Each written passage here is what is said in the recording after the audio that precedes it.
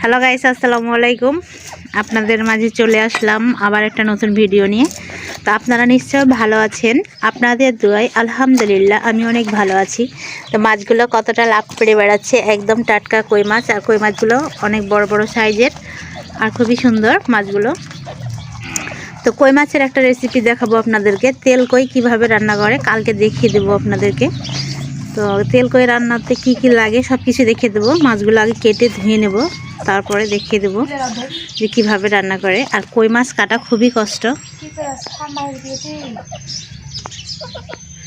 তো দেখুন কতগুলো মাছ এখানে।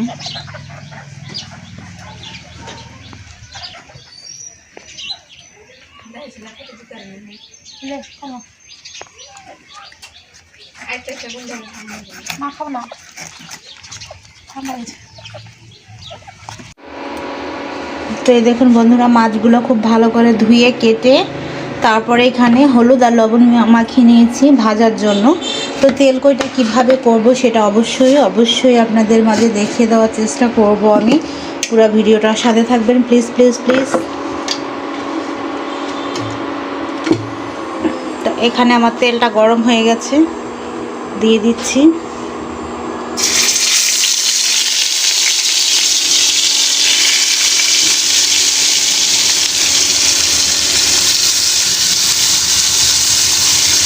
এখানে আমি ভাজা করেছিলাম তাই দিয়ে দিলাম।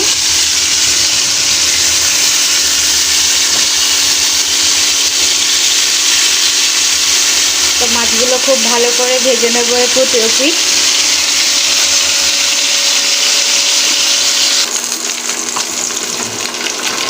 মাছগুলো সব ভাজা হয়ে গেছে আমার, এখন উঠিয়ে নেব।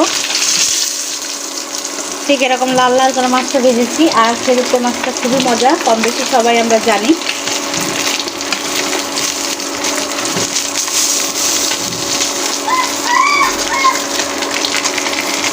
মাছগুলো সবগুলো উঠিয়ে নেব।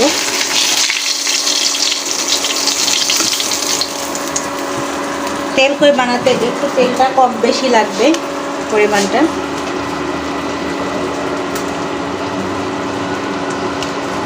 দিয়ে দিচ্ছি পেঁয়াজ আর কাঁচামরিচ।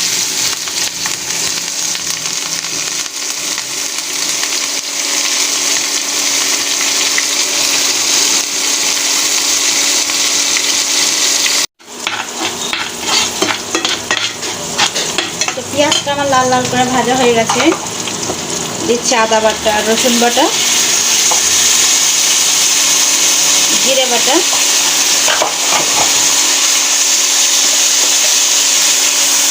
এটা দিয়ে হালকা করে ভেজে নেব।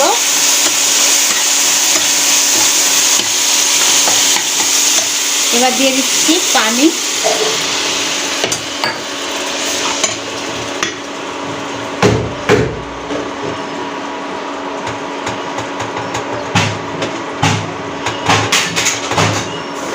দিচ্ছি স্বাদ মতো লবণ।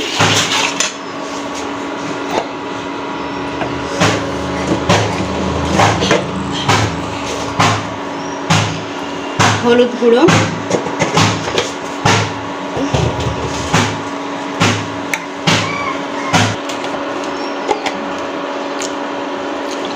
মরিচের গুঁড়ো,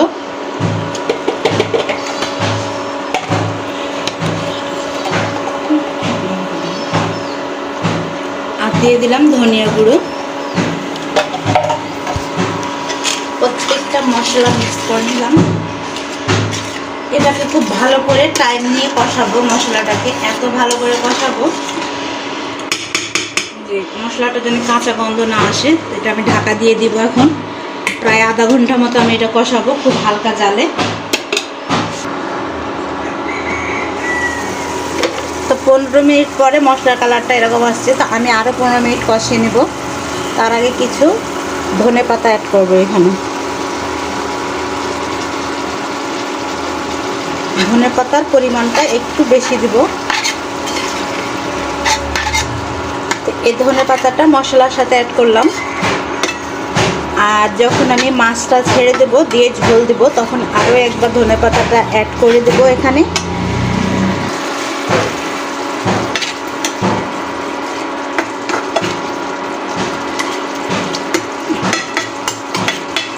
এবার আমি এটা ঢাকা দিয়ে দেব।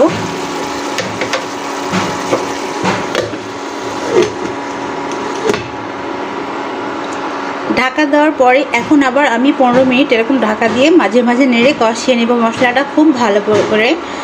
তো দেখতে থাকুন। তো 5 মিনিট পরে দেখিয়ে দিচ্ছি। 5 মিনিট পরে ধনেপাতাটা ঠিক এরকম হয়ে গেছে। এবার দিয়ে দিব টমেটো।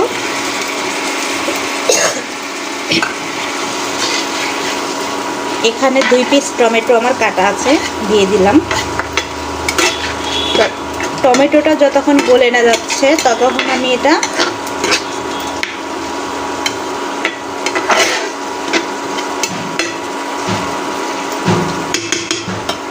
কষাবো।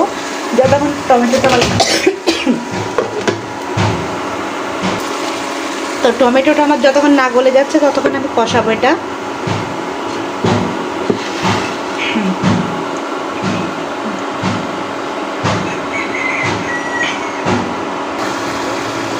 আমার এখানে মশলাটা দেখুন কষা হয়ে গেছে, আর এখানে লাল শাক ভাজি হচ্ছে।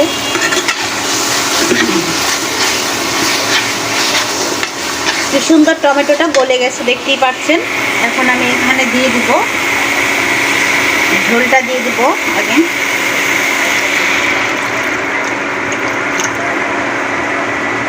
ঝোলটা আমি পরিমাণ মতো দিয়ে নিচ্ছি।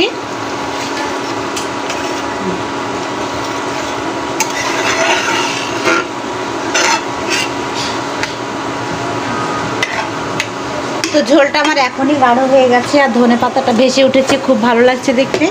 তো এখন আমি মাছগুলো এখানে অ্যাড করব একে একে।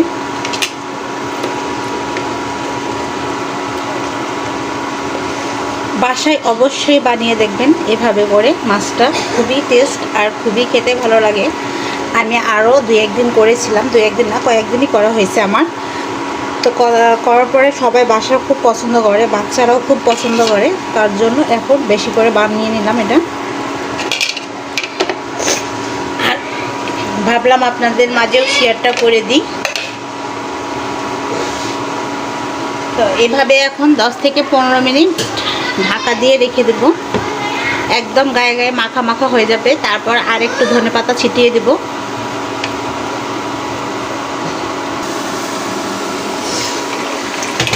10-15 মিনিট পরে কালারটা এরকম চলে আসছে, আর দেখতে কতটা সুন্দর হয়েছে। আর মাছটা অনেকটা ঝোলটা টেনেও গেছে।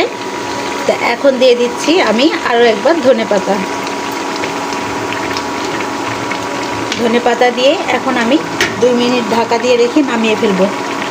তরকারিটা আমার প্রায় হয়ে গেছে।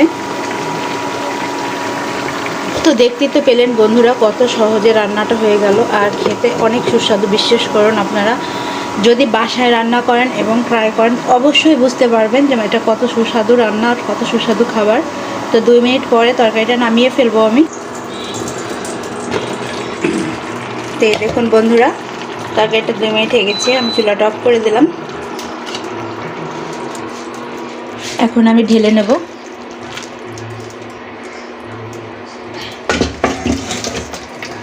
এখানে আমার হচ্ছে কই মাছের তেল কই, আর এখানে হচ্ছে লাল শাক ভাজি। তো লাল শাক ভাজি আর তেল কই দুইটাই রান্না হয়েছে এখানে। আরও হয়েছে ভেন্ডি ভাজি। তো সবগুলো দেখিয়ে দেবো টেবিলে নেওয়ার পরে। তো আমার রান্না শেষ গাইস। দেখুন এখানে হচ্ছে তেল কই, এটা মূলো বেগুন, আর এখানে হচ্ছে হাসানের জন্য চিকেন, আর এখানে হচ্ছে এটা ভেন্ডি ভাজি, লাল শাক ভাজি, ফ্রাইড রাইস। এগুলো হচ্ছে হাসান খুব খেতে পছন্দ করে আর হাসান খাবে, তো তার জন্য রান্নাটা হয়েছে। এবার দেখুন, আর পুরো ভিডিওটার সাথে থাকার জন্য আপনাদেরকে অনেক অনেক ধন্যবাদ। আমাদের বাসায় সবাই অসুস্থ, বিশেষ করে হাসান খুবই অসুস্থ। হাসানের জন্য সবাই দোয়া করবেন যেন তাড়াতাড়ি হাসান ভালো হয়ে যায়। তো এই যে এখানে হাসান অসুস্থ বসে আছে। সবাইকে আসসালামু আলাইকুম দিয়ে দাও।